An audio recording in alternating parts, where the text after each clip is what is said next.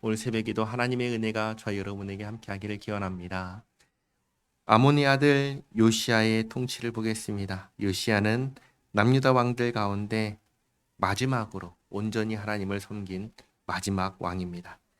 1절 말씀 보시면 요시야가 왕위에 오를 때의 나이가 8세라 예루살렘에서 31년 동안 다스리며, 요시야는 8살에 왕이 되어서 31년을 다스렸습니다.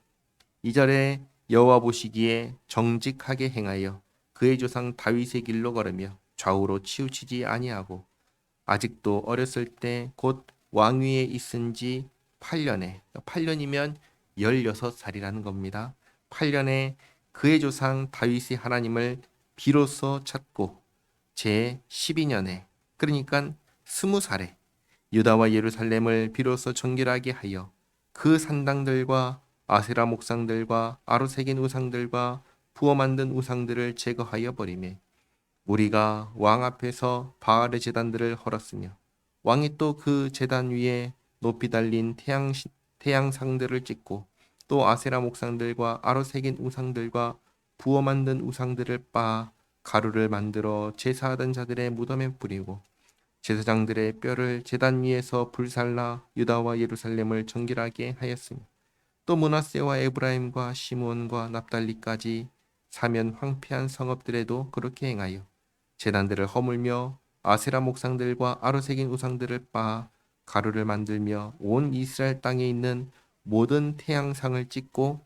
예루살렘으로 돌아왔더라. 이렇게 요시야는 아버지 아몬이 세운 모든 우상, 제단, 제사장들을 없앴습니다.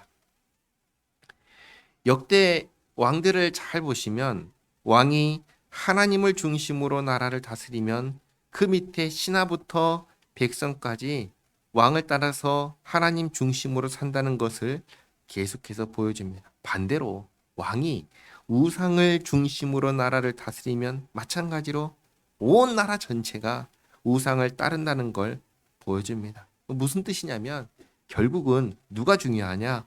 왕이 중요하다는 것입니다. 왕이 어떤 사람이냐에 따라서 이렇게 달라진다는 것을 알 수 있습니다.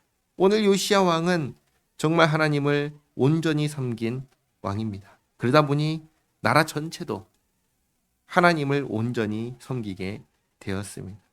8절 말씀 보시면 요시야가 왕위에 있은 지 18째 해, 그러니까 26살에 그 땅과 성전을 정결하게 하기를 마치고, 이렇게 마치는 데까지 몇 년이 걸렸죠? 무려 6년이라는 시간이 걸렸습니다. 돌이키는데 오랜 시간이 걸린 것입니다. 6년 동안 정결하게 하기를 마치고 그의 하나님 여호와의 전을 수리하려 하여 아살랴의 아들 사반과 시장 마아세야와 서기관 요아하스의 아들 요아를 보낸지라. 그들의 대제사장 hil기야에게 나아가 전에 하나님의 전에 헌금한 돈을 그에게 주니, 이 돈은 문을 지키는 레위 사람들이 므낫세와 에브라임과 남아있는 모든 이스라엘 사람과 온 유다와 베냐민과 예루살렘 주민들에게서 거둔 것이라.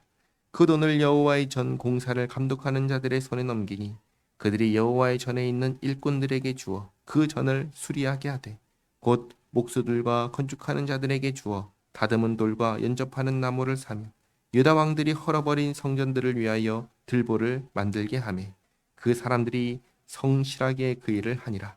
그의 감독들은 레위 사람들 곧 무라리 자손 중 야핫과 오바댜, 그가 자손들 중 스가랴와 무술람이라. 다 그 일을 감독하고 또 악기에 익숙한 레위 사람들이 함께하였으며, 그들은 또 목독꾼을 감독하며 모든 공사 담당자를 감독하고 어떤 레위 사람은 서기와 관리와 문지기가 되었더라. 아멘.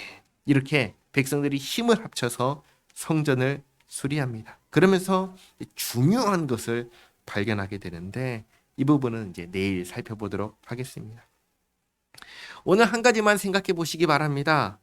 요시야 왕은 어떻게 하나님을 찾을 수 있었을까요? 아버지 아몬은 우상을 숭배한 왕입니다. 비록 2년밖에 다스리지 못했지만 요시야가 왕이 됐을 때의 나이가 몇 살이죠? 8살입니다. 아버지가 2년 동안 통치했어요. 그럼 아버지가 통치하는 2년 동안 요시야는 무엇을 봤을까요? 우상 숭배하는 것만 봤습니다. 그때 나이가 몇 살이죠? 8살이 왕이 됐으니까 2년 동안 아버지의 통치를 받으면 몇 살 때부터 본 거예요? 6살 때부터 8살 때까지 아버지의 우상 숭배하는 모습만 본 겁니다. 그리고 8살에 왕이 되었고, 그리고 8년 뒤에 비로소 하나님을 찾았습니다. 어떻게 그럴 수 있을까요? 많은 것을 생각할 수 있겠지만 가장 중요한 것은 이것이 하나님의 은혜라는 사실입니다. 우상으로 점철된 나라에서 아무도 하나님을 찾지 않는 그때에 하나님을 찾고 하나님 편에 서서 나라를 완전히 새롭게 한다는 건 그 자체가 인간적으로 생각할 때는 불가능한 것입니다.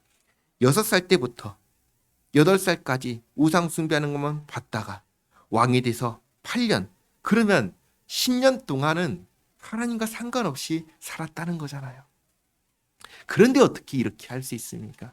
이게 하나님의 은혜인 것입니다.